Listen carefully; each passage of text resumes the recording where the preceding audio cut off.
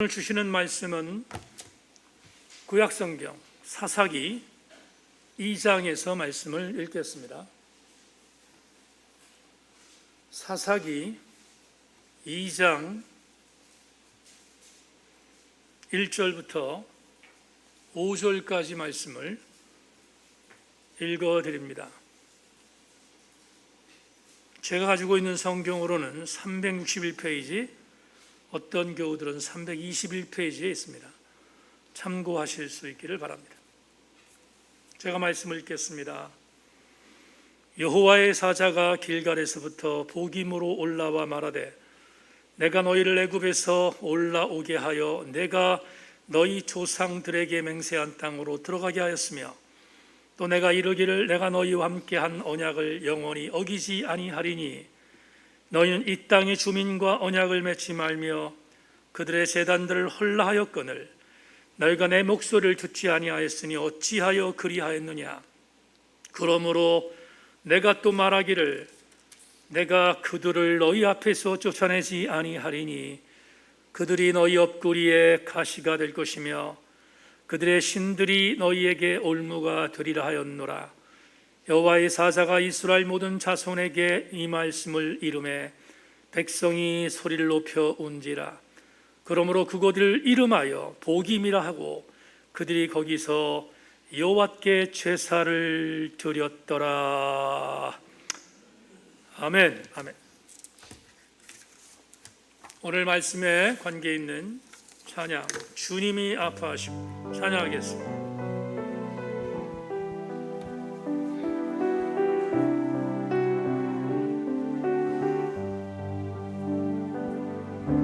주님이 흘린 눈물은 십자가의 무거움이 아니라오.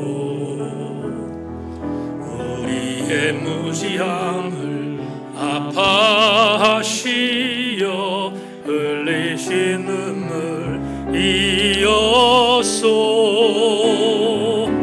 골고다 그 언덕길을 우리 위에 걸어야 했던 주님, 비난과 손가락질에 물과 피를 흘려야 했건만 험난한 주님의 십자가 몹시도 무거웠건만 우리의 비난과 채찍에 제물되야 하오매.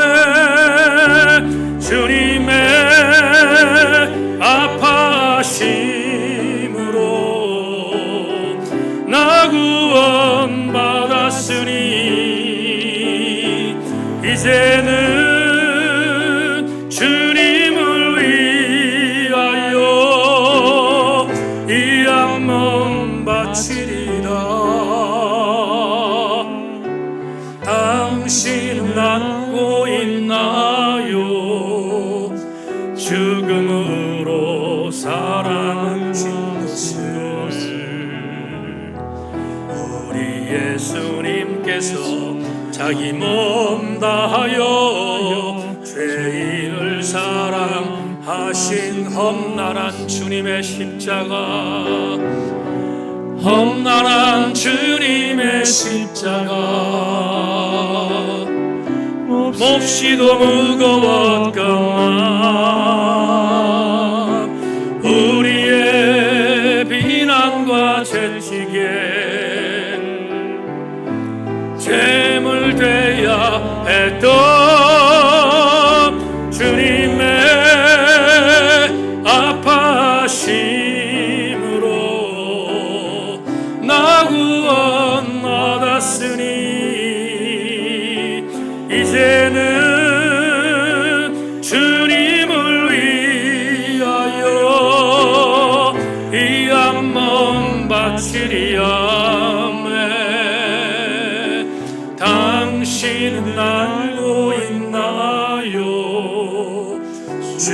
이름으로 사랑을 하신 것을 우리 예수님께서 자기 몸 다하여 죄인을 사랑하신 우리 예수님께서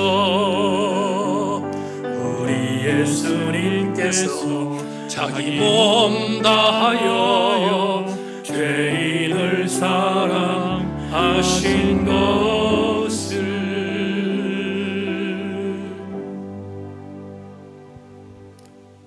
이제 말씀을 선포하겠습니다. 종이 기도하는 가운데 말씀을 준비했지만 성령이 일하시지 않으면 아무짝에 쓸모없는 원고가 됩니다. 주님 철저한 도구로 사용하여 주셔서 귀한 교우들 일주일 동안 지쳐 있을 터인데 격려받고 용기 얻고 힘 얻고 돌아가게 하여 주시옵소서.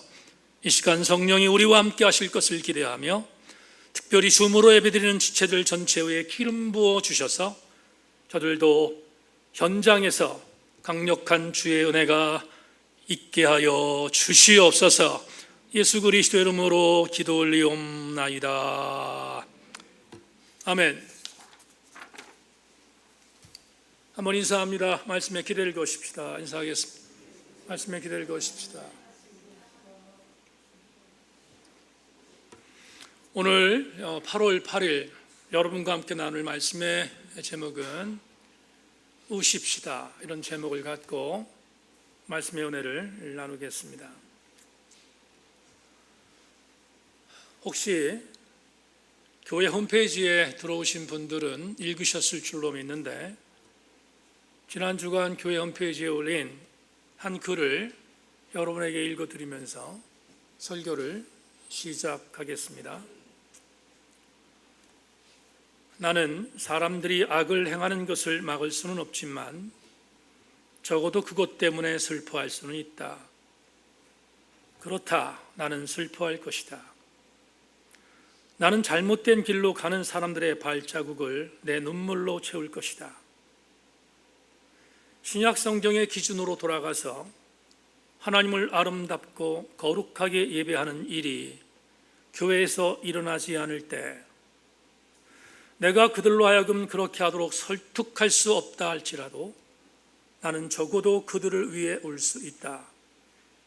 만일 온 것조차 할 수 없다면 탄식이라도 할 것이다. 나는 장차 미래가 어떻게 될지 알지 못한다. 하지만 내 자신이 어떻게 할지는 분명히 안다. 나는 하나님의 양떼를 배반하지 않고 속이지 않으며 그들에게 거짓말하지 않을 것이다.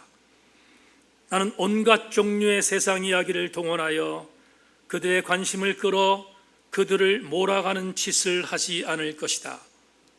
나는 타임지의 기사를 소재 삼아 설교하지 않을 것이다. 대신 하나님의 말씀을 전할 것이다. 텅 빈 교회에서라도 말씀을 전할 것이다. 그리고 이 땅에서 일어나는 가증한 일들 때문에 울 것이다. 20세기에 선지자라고 불리는 아이든 토조의 글을 여러분에게 소개했습니다. 아이든 토조의 이 사자우를 읽다가 가슴이 뜨거워졌습니다. 토조는 울겠다고 말합니다.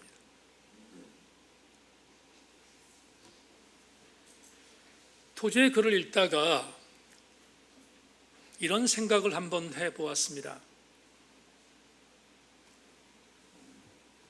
목회의 대상자들을 위해서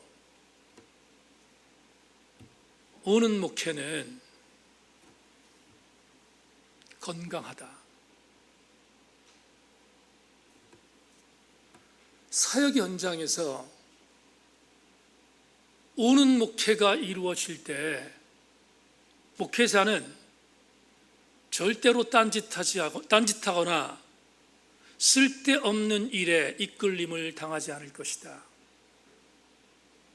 그리고 목회 성공이라는 우상에 빠지지 않을 것이다 라고 하는 사자후를 토조를 통하여 다시 한번 각인하게 됐습니다. 사도행전 20장에 있는 사도 바울이 증언했던 한 구절을 우리 교우들에게 소개하겠습니다. 바울이 밀레도에서 사람을 에베소로 보내어 교회 장로들을 청하니 오매 그들에게 말하되 아시아에 들어온 첫날부터 지금까지 내가 항상 여러분 가운데서 어떻게 행하였는지를 여러분도 아는 바니 곧 모든 겸손과 눈물과 유대인의 관계로 말미암아 당한 시험을 참고 주를 섬긴 것과. 바울은 에베소에서 사역했습니다. 에베소는 아데미 우상으로 들끓고 있었던 우상덩어리의 도시였습니다. 이곳에 발을 딛고 그리스도 예수의 복음을 전했던 사도 바울은 드디어 교회를 세웠습니다. 아시는 것처럼 에베소 교회입니다.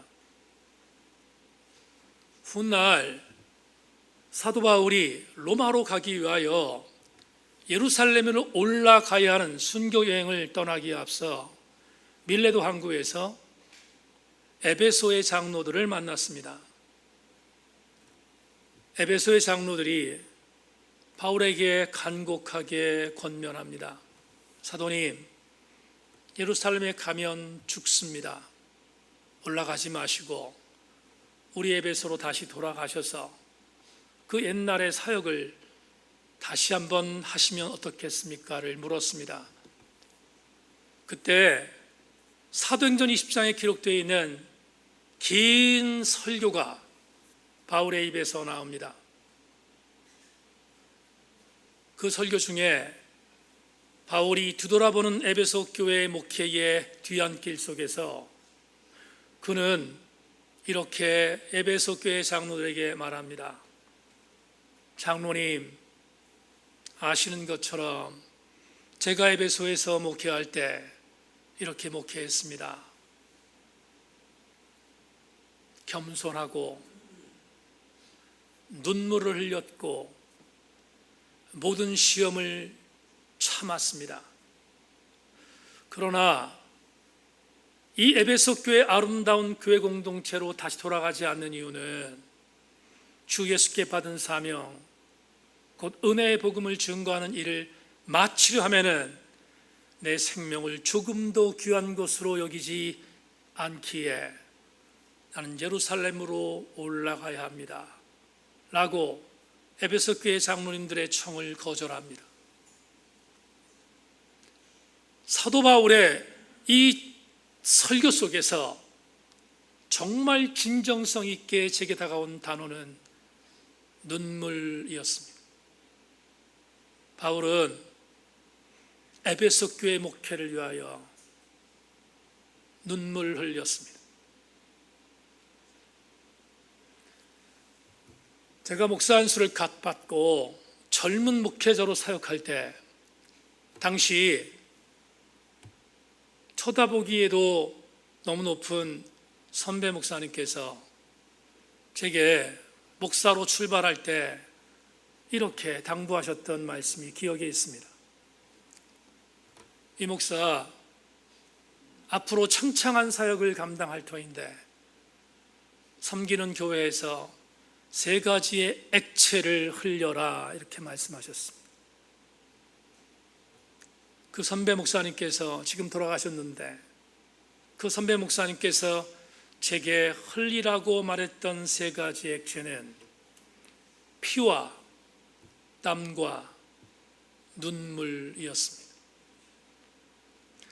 30년이 지난 선배 목사님의 가르침이었는데 30년을 지난 뒤 지금 생각해 보면 그 선배 목사님의 당부가 절절하게 다가옵니다. 피를 흘리지 않고 땀을 흘리지 않고 눈물을 흘리지 않는 목회가 무슨 목회이겠습니까? 올 수 있는 목사가 있는 교회는 건강하고 올 수 있는 성도가 섬기는 교회는 아름답습니다.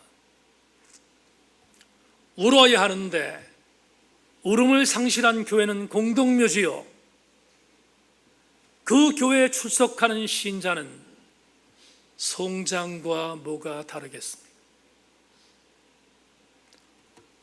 오늘 저는 지난 주간 새벽 예배를 인도하다가 큐티를 통하여 저를 흔들어 놓았던 한 본문을 다시 택했습니다. 왜냐하면 새벽에 저를 흔들어 놨던 감동의 그 은혜를 공예배를 통하여 모든 교우들과 함께 나누고 싶었기 때문입니다. 오늘 본문의 텍스트는 사사기입니다. 오늘 본문 텍스트는 사사시대를 배경으로 하고 있습니다. 그러나 조금 더 세밀하게 본문을 추석하겠습니다.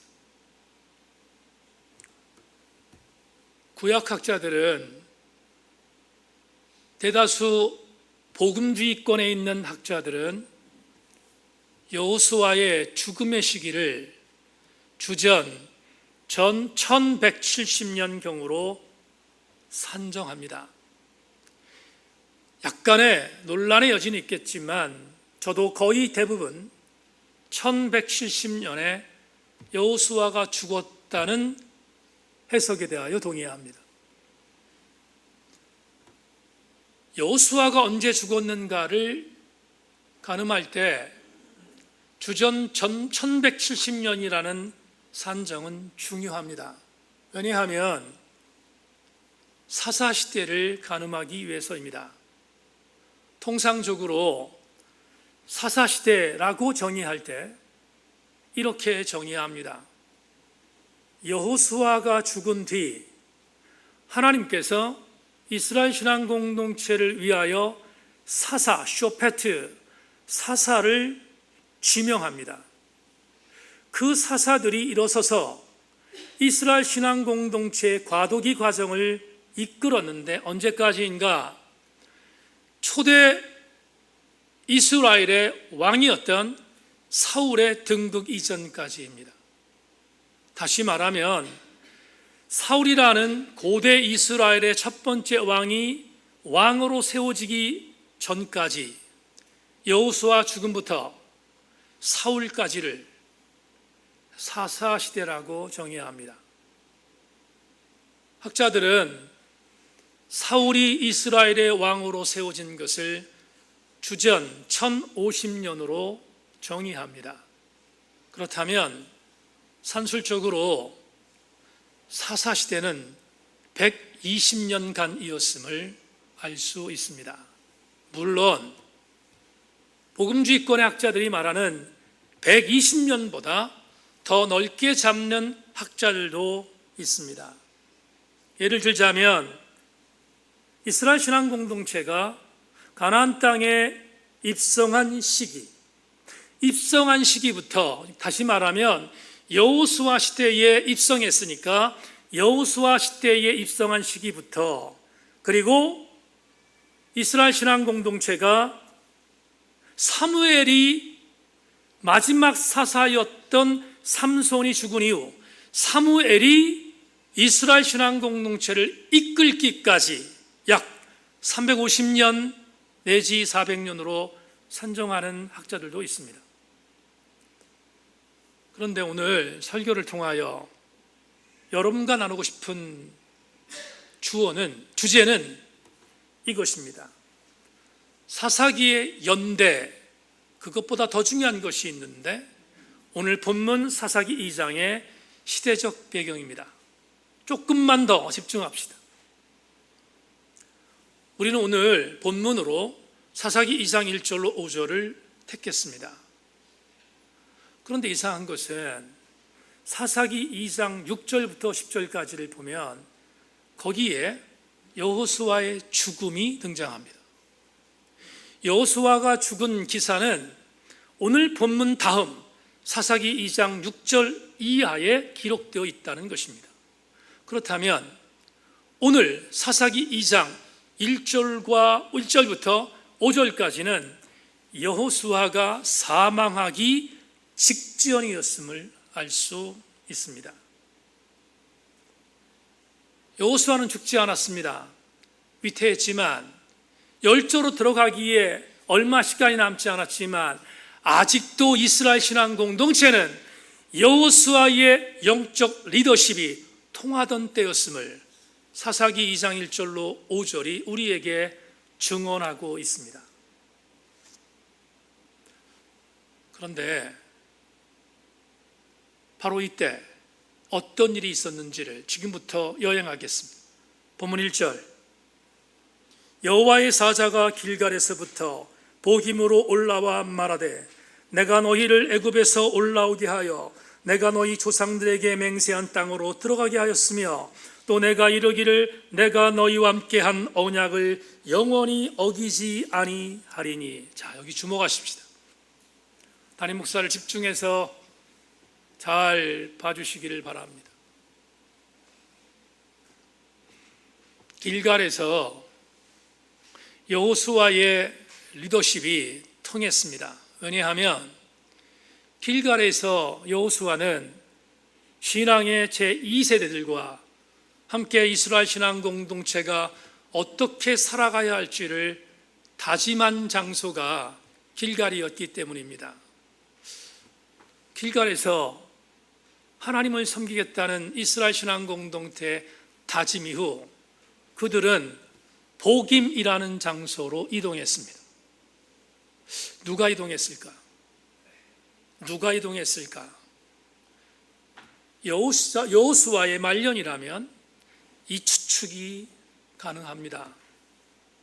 여러분 아시는 것처럼 광야 40년 동안 출애굽한 1세대는 갈렙과 여호수아를 제외한 모든 사람들이 죽었습니다.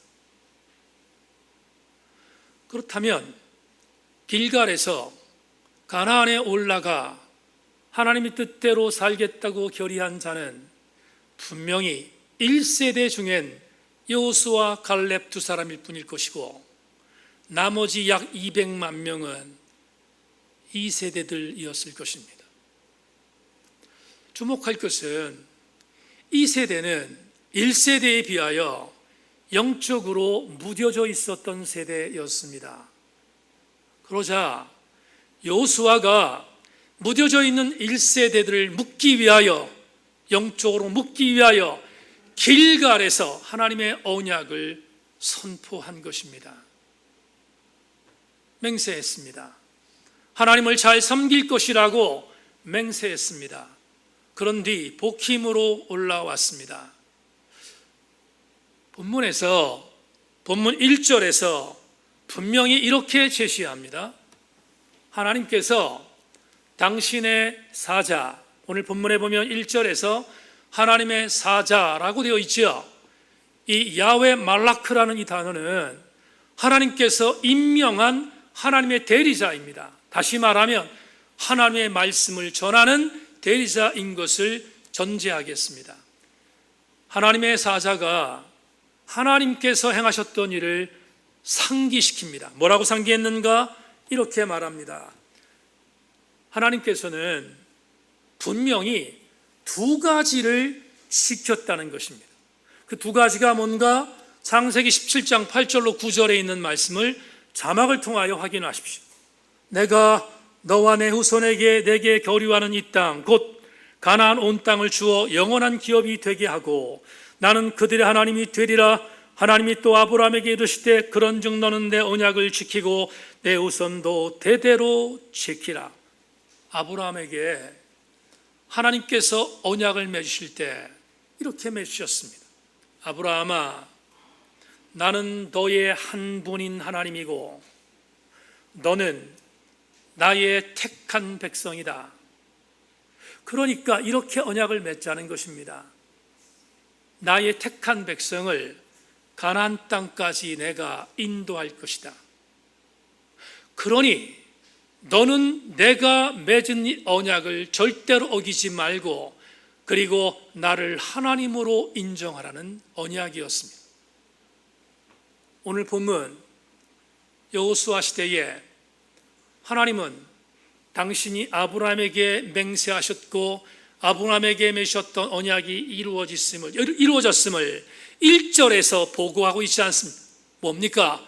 가나안으로 이끌었으니 나는 너에게 약속을 지켰다는 것입니다.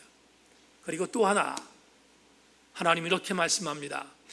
내가 아브라함 때부터 지금까지 여호수아 시대까지 언약을 어기지 않은 것처럼 나는 앞으로도 언약을 절대로 어기지 않을 것이라고 1절에서 하나님의 사자를 통하여 천명하셨습니다. 그런데 문제는 그 다음입니다. 하나님은 당신의 약속을 지켰다고 말하지 않습니까? 그런데 2절을 보십시다. 2절에 분위기가 쌓여집니다.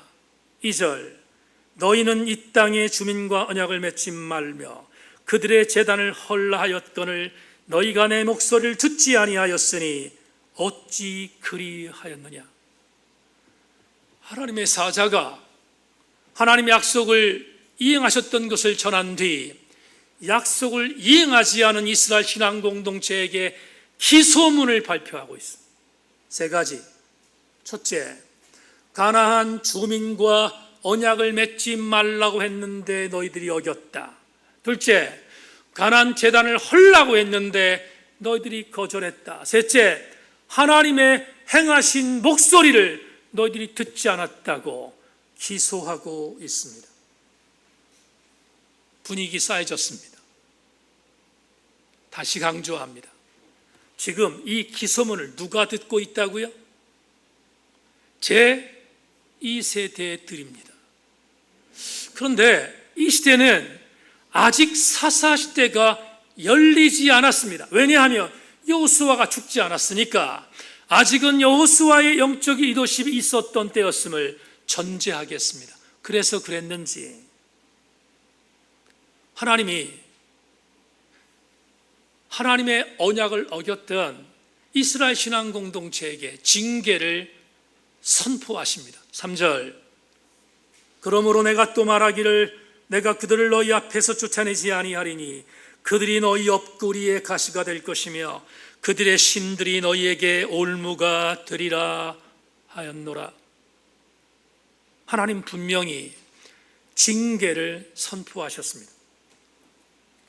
첫 번째, 하나님께서 내가 가나안의 백성들을 너희들이 쫓아내지 않았으니 나도 그들을 쫓아내지 않을 것을 말씀하셨고, 둘째, 그 거민들이 너희들을 괴롭히는 가시가 될 것임을 말씀하셨고, 셋째, 가나안의 신들이 너희들의 올무가 될 것을 선포하셨습니다. 여러분, 죄에 대한 대가가 분명히 선포되고 있지 않습니까? 이제 오늘 설교의 주제절 4절로 들어가겠습니다.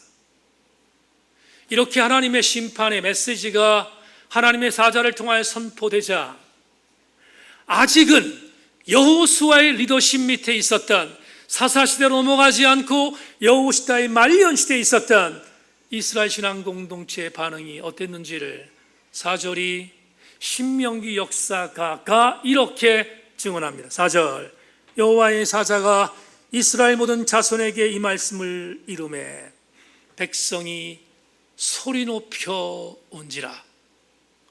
백성이 뭐 했다고요? 소리 높여 울었습니다. 이제부터 오늘 설교 제목을 여러분들에게 적용하겠습니다.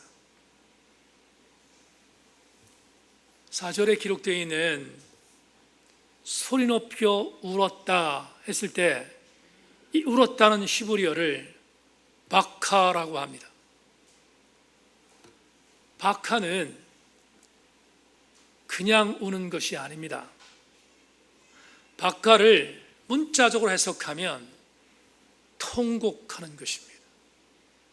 새벽 큐티를 통하여 이 본문을 지난주에 접한 교우들은 아시지요? 통곡했습니다.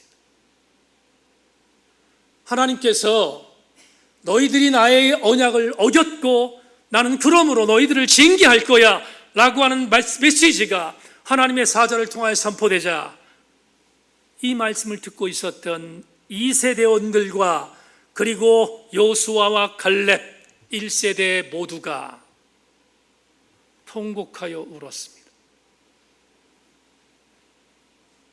박하했습니다. 그런 뒤 통곡하여 울었던 이들이 마지막으로 어떻게 반응했는지를 오늘 본문 마지막 5절이 이렇게 제시하고 있습니다. 그러므로 그곳을 이름하여 보김이라 하였고 그들이 거기서 여호와께 제사를 드렸더라. 여기 보김이라는 단어가 나왔습니다. 보김, 소리 높여 울었던 장소에서 하나님께 제사를 드렸던 장소를 보김이라는 장소로 제시하고 있습니다. 중요한 것은 학자들은 보김이 어디인지를 모른다고 말합니다. 분명히 이 장소 보김이 어디인지를 모른다고 학자들은 말합니다. 그렇다면 어떻게 해석이 가능한가? 사랑하는 교우 여러분, 히브리어 보킴이라는 단어 역시 통곡하다는 단어입니다. 그렇다면 이렇게 연결이 가능하지요.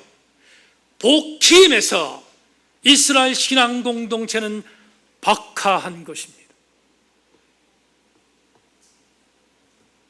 울었습니다. 통곡했습니다. 왜? 하나님께서 우리에게 언약한 것을 우리가 어겼다는 것을 인정했기 때문입니다. 그리고 그 죄를 인정했던 그들은 이 보킴 통곡의 장소에서 어딘지는 모르지만 이 보킴이라는 이 장소에서 하나님께 제사를 드리며 회복했음을 사사기 기자가 우리에게 보고하고 있습니다. 여기까지가 오늘 본문의 주석입니다. 저는 오늘 설교의 제목을 우십시다라고 정했습니다. 왜 이렇게 정했는지 지금까지 설명한 본문 주석을 중심으로 하여 두 가지의 은혜를 여러분과 함께 나누기를 원합니다. 새인교회 지체 여러분, 그리고 주묘로 예배를 드리는 사랑하는 지체 여러분, 여러분들의 별명은 그리스도인입니다. 적어도 내가 하나님의 신실한 그리스도인이라면 박하해야 합니다. 통곡해야 합니다. 왜? 두 가지 이유 때문입니다. 첫째, 주님이 흘리시는 눈물 때문에 나도 울어야 합니다. 주님이 울고 계시는 지금의 상황을 우리가 보듬고 나도 울어야 함을 본문이 제시하고 있습니다. 요한복음 11장을 소개하겠습니다. 예수께서 그가 우는 것과 또 함께 온 유대인들이 우는 것을 보시고 심령의 비통이 여기시고 불쌍히 여기사 이르시되 그를 어디에 두었느냐 이르되 주여 와서 보옵소서 하니 예수께서 눈물을 흘리시더라. 여러분, 이 배경이 뭡니까? 예수님의 절친한 친구였던 나사로가 죽었습니다. 베다니에 살고 있었던 나사로가 죽었다는 소식을 듣고 주님이 다른 사역지에 사역하다 조금 늦게 도착했습니다. 그런데 불행히도 나사로가 죽은 지 사흘 만에 도착한 것입니다. 나사로의 누이 동생들이었던 마르다와 마리아가 주님이 베다니에 도착하자 이렇게 자주 섞임으로 원망합니다. 주님이 여기에 조금 더 일찍 계셨더라면 우리 오라비가 죽지 않았을 것인데 주님에게 원망한 것입니다. 그러자 주께서 나사로에게 가자라고 말씀하신 뒤에 하셨던 말씀이 이렇게 기록되어 있습니다. 요한복음 11장 40절로 44절을 소개하겠습니다. 예수께서 이르시되 내 말이 내가 믿으면 하나님의 영광을 보리라 하지 아니하느냐 하시니 돌을 옮겨 놓으니 예수께서 눈을 들어 우러러보시고 이르시되 아버지여 내 말을 들으신 것을 감사하나이다. 항상 내 말을 들으시는 줄을 내가 알았나이다. 그러나 이 말씀을 하옵는 것은 둘러선 무리를 위함이니 곧 아버지께서 나를 보내신 것을 그들로 믿게 하려 함이니이다. 이 말씀을 하시고 큰 소리로 나사로야 나오라 부르시니 죽은 자가 수족을 배로 동인 채로 나오는데 그 얼굴은 수건에 쌓였더라. 예수께서 이르시되 풀어놓아 다니게 하라 하시니라. 주목하십시오. 베다니에 도착했던 예수님에게 마리아가, 마르다가, 그리고 주변에 있었던 나사로의 친구들이 예수님을 원망했습니다. 주님이 여기에 늦게 오셨다는 것입니다. 그래서 주께서 우십니다. 주님이 그들의 말을 듣고 우셨습니다. 많은 학자들은, 많은 사람들은 착각합니다. 내가 늦었구나 자책하는 마음으로 예수님께서 우셨다고 해석하는 아주 어리석은 해석을 이 본문을 통해 해석하는 경우들이 허다합니다. 그러나 조금 전에 읽었던 이 말씀 요한복음 11장 40절 이하를 보면 주님은 당신이 자책하셔서 온 것이 아닙니다. 왜 오셨을까? 간단합니다. 마리아와 마르다와 그리고 베단에 있었던 나사로의 친구들을 향하여 이렇게 말한 것입니다. 내가 지금 이곳에 왔다. 내가 지금 이곳에 온 것은 지금도 나사로가 믿음만 있으면 살 수 있다는 것을 안타까워했기 때문에 마르다에게 말합니다. 내가 여기 있다.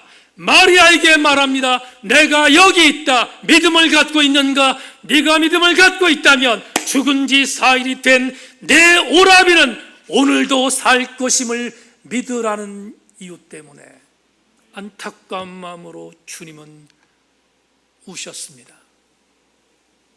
여기에 기록된 울다라는 이 단어가 70인의 역이라는 구약 성경을 헬라어로 바꾼 성경을 보면 에클라우센이라고 되어 있는데 이 에클라우센은 이 단어가 조금 전에 여러분에게 본문에서 말씀드렸던 박하입니다.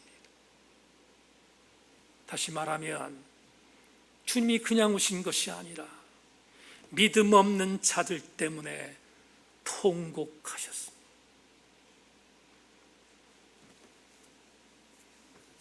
교우들에게 이렇게 말합니다. 여러분들은 믿음이 있으십니까? 여러분들은 주님의 의심에 그 의심의 의미를 아는 믿음이 있으십니까?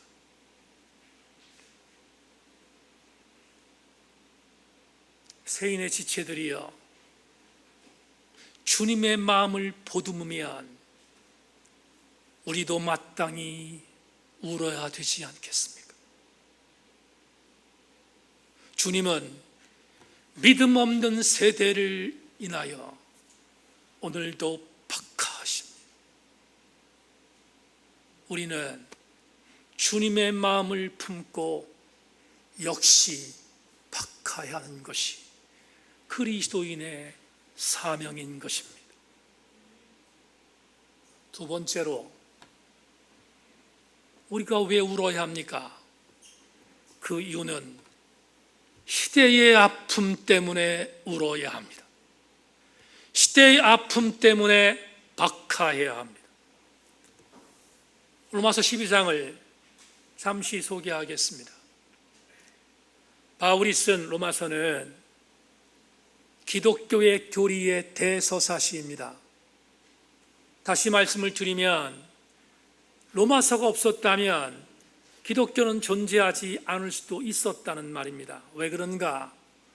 로마서 1장부터 11장까지 가장 위대한 교리가 로마서 1장부터 11장까지 정리되어 있기 때문입니다. 바울은 예수를 믿는다는 것이 무엇이며, 예수를 믿게 되면 어떻게 될 것이며, 예수를 믿는 자의 교리는 이런 것임을 로마서 1장부터 11장까지를 통하여 알려주었습니다. 그런데 로마서 12장을 읽다 보면 로마서 1장부터 로마서 11장까지 교리를 가르쳐줬던 사도 바울은 12장에서 인과관계의 접속사 운이라는 단어로 시작합니다. 운은 그러므로라는 단어입니다. 무슨 말을 하기 위해서였을까? 1장부터 11장까지 바울은 적어도 예수 그리스도인이라면 이런 교리를 믿어야 한다 라고 설명했을 것입니다. 그리고 교리를 믿는 자는 구원받은 것이다 라고 가르쳤을 것입니다. 그렇다면 12장은 마지막 16절을 제외하고 12장부터 15장은 이렇게 말합니다. 너희들이 1장부터 11장까지의 교리를 통하여 구원받았다면 그러므로 이제부터는 이렇게 살아야 한다. 그리스도인의 행동 강령을 제시합니다. 그래서 로마서 12장 1절이 그러므로라는 인과관계 접속사로 시작되고 있습니다. 정리합시다. 12장부터는 예수 믿고 구원받은 사람이라면 적어도 이렇게 사시라는 권면의 말씀이라는 의미입니다. 그 중에 한 구절을 우리 교우들에게 소개하겠습니다. 로마서 12장 15절, 즐거워하는 자들과 함께 즐거워하고 우는 자들과 함께 울라. 다시 한번 읽겠습니다. 즐거워하는 자들과 함께 즐거워하고 우는 자들과 함께 울라. 저기 울다라는 단어가 박하입니다. 이제 이 15절에 대한 부연 설명을 드리겠습니다. 여러분, 로마서는 학자들에 의하면 주후 50년부터 60년 사이에 로마서가 기록되었을 것이라고 학자들이 주장합니다. 그렇다면 주후 50년이라면 로마가 얼마나 엄청난 강대한 힘을 갖고 전 세계를 지배했음을 우리는 이미 세기사를 통하여 알 수 있습니다. 가장 강력한 대국 로마 제국이었습니다.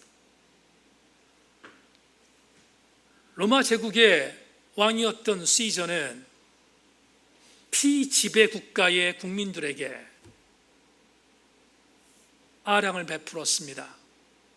우리 로마 제국에 굴복하고 나 시저를 신으로 믿는 자는 각종의 혜택을 주며 평화를 주겠다고 약속했습니다. 그래서 시저의 지배하에 들어간 수많은 주 1세기의 속국들은 힘에 굴복하여 시저의 지배를 당했습니다. 시저는 그들을 향하여 평화를 주었습니다. 그 평화를 대명사로 팍스 로마나라고 말합니다. 로마를 통한 평화라는 뜻입니다. 그런데 중요한 것은 이 팍스 로마나는 변질된 평화였습니다. 힘에 굴복할 때 주어지는 평화였습니다. 힘에 대하여 거부하면 모두가 죽습니다. 다시 말하면 시저의 통치에 반대하는 자는 모두 다 죽게 되는 것입니다. 그게 어떻게 진정한 평화일 수 있습니까?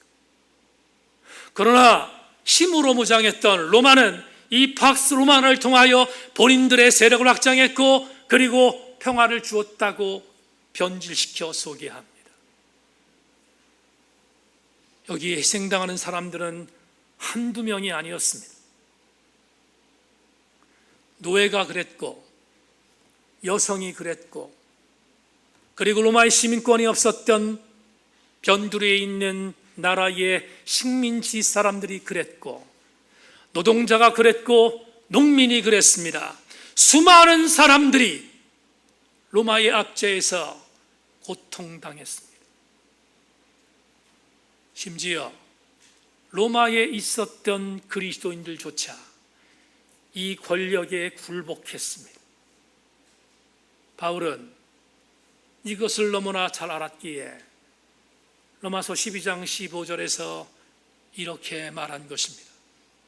로마에 있는 사랑하는 그리스도인들 형제들이여,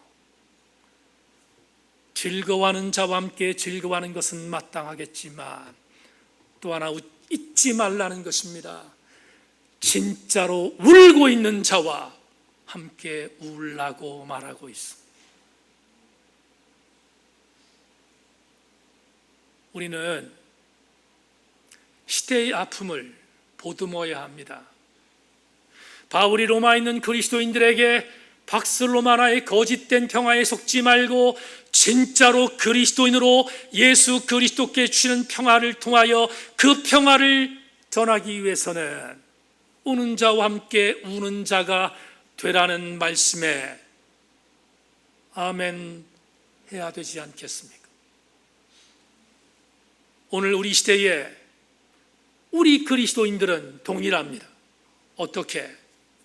저와 여러분과 같은 그리스도인들도 이 시대의 아픔을 보듬어야 되는 것이 정상이며, 이 시대의 아픔 때문에 박하해야 하는 것입니다.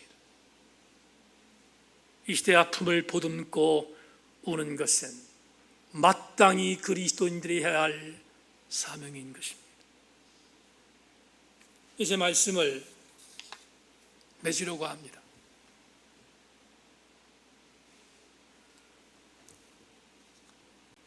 주께서 십자가를 짊어지시기 위해서 예루살렘에 올라오셨습니다. 수많은 사람들이 호산나 다윗의 자손이여라고 외치며 주님을 환영했습니다.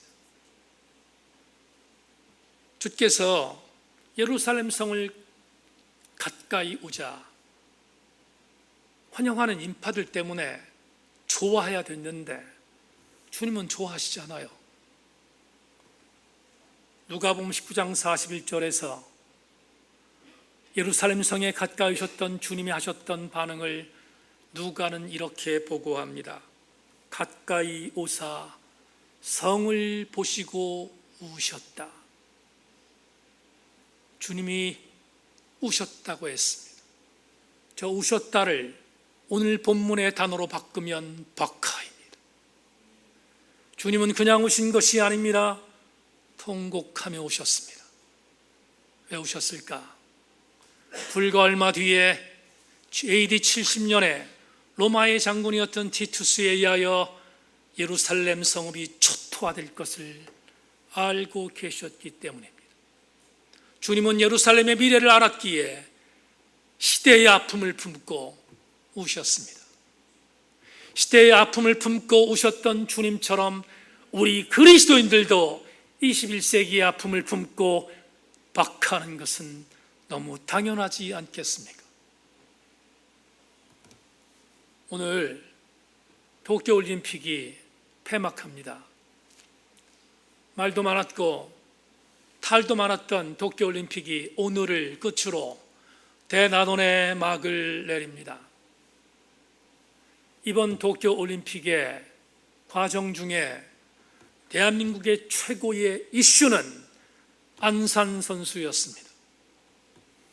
대한민국에게 3개의 금메달을 안겨줬던 안산, 그 안산 선수를 향하여 그녀가 쇼커트를 하고 있고, 그녀가 광주에 있는 일반 대학이 아닌 여자 대학에 재학하고 있고, 그가 말했던 것 중에 남성들이 공격했던 공격에 대하여 저항했다는 한 가지 이유로 안산 선수를 극단적 페미니스트로 몰아 그녀를 매장시키려고 하는 수많은 남성들이 인터넷상에서 좀비처럼 들끓고 있습니다. 심지어 안산에 금메달을 박탈하라고 압박하고 있습니다.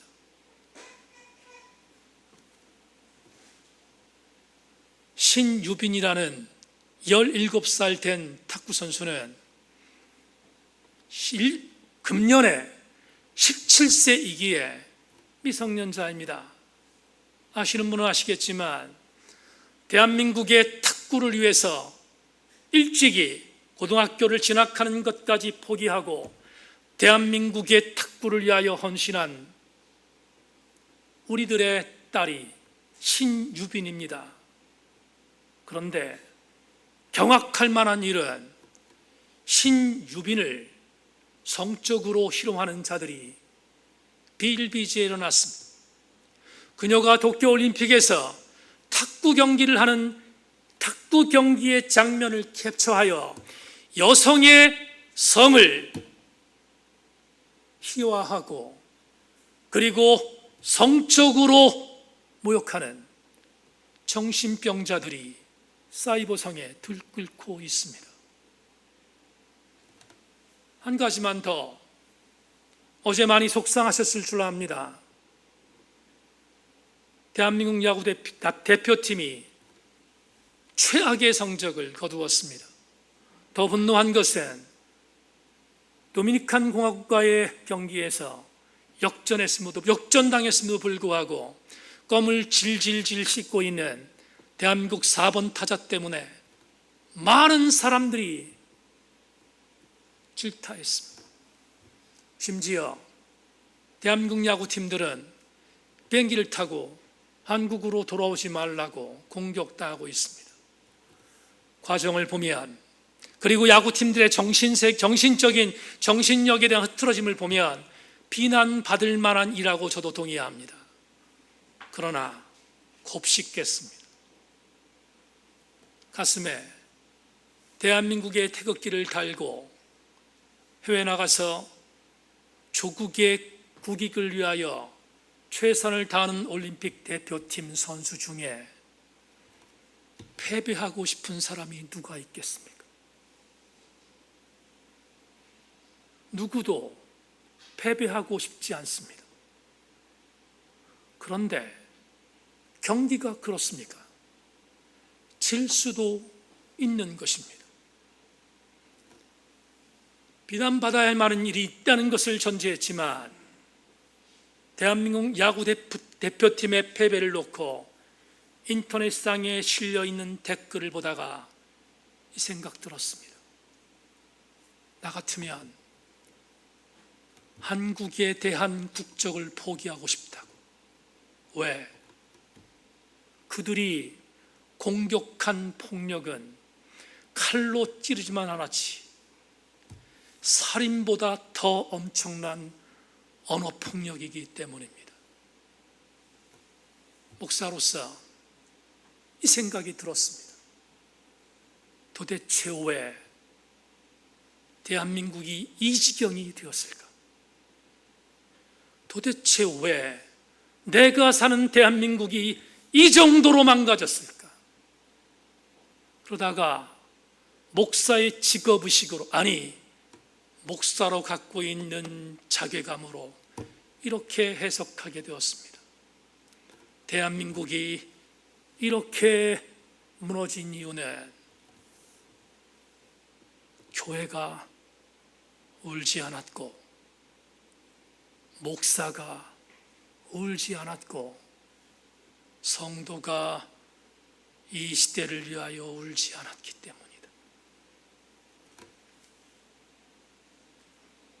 8월 8일 주일 예배에 나오신 교우 여러분, 다시 한 번만 설교의 서두에 말씀드렸던 아이든 토조의 사자후를 소개하겠습니다. 나는 사람들이 악을 행하는 것을 막을 수는 없지만 적어도 그것 때문에 슬퍼할 수는 있다. 그렇다. 나는 슬퍼할 것이다. 나는 잘못된 길로 가는 사람들의 발자국을 내 눈물로 채울 것이다. 나는 이 땅에 토조들이 세인교회에서 나오기를 소망하고, 나는 내가 토조되기를 소망하고, 우리 세인교회 성도들이 토조와 같은 마음을 갖고 시대의 아픔을 보듬어 박하할 수 있기를 소망합니다. 사랑하는 세인의 지체 여러분, 목사가 강단에서 울면 청승 떨지 말라고 공격하는 시대가 되었습니다. 성도들이 통곡하여 기도하면 악어의 눈물을 거두라고 공격하는 시대가 오늘 우리가 살고 있는 비극의 시대입니다. 그러나 아무리 그런 공격이 넘실거린다 할지라도 명심하고 또 명심하십시다. 교회가 주님의 마음을 품고 시대를 보듬어 운다면 하나님이 반드시 들으시고 시대를 변화시킬 것이고, 이것만은 잊지 마십시다. 오늘 내가 한번 주님의 마음을 품고 박하하면 나 때문에 울어야 할 또 다른 지체들이 울지 않을 수 있다는 사실을 명심하고 우리 함께 울어야 되지 않겠습니까?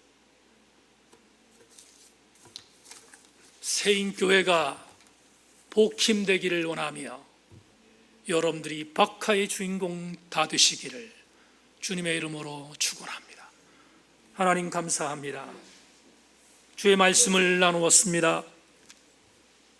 오늘 사사기에 있는 말씀을 갖고 다시 복귀했습니다. 우리 세인교회가 복힘되게 하여 주시고 우리 성도들이 우는 자들 되게 하여 주옵소서. 성령이 우리를 도우실 줄로 믿고 예수 그리스도 이름으로 기도하옵나이다.